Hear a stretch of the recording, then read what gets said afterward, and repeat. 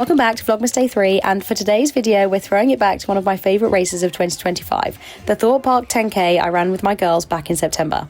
For the first time ever, I turned up fully unprepared for this race, and my excuse was that I just got back from 6 weeks travelling Australia and I was all over the shop.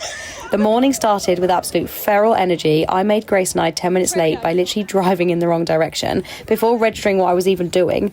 It took us ages to get into the actual park, with the woman threatening to close the gates, and then to top it off we had to run to the start line.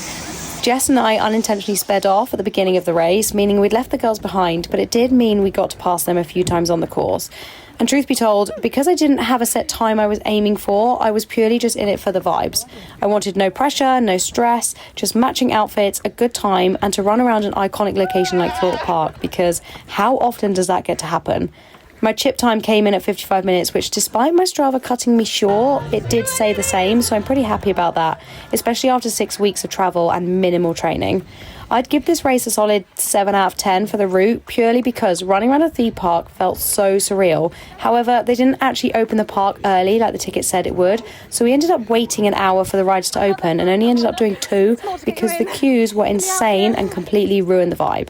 So anyway, that is Vlogmas Day 3. Tomorrow we are back in marathon mode, but today was all about celebrating the silly little runs we do along the way that all add up to the big race at the end.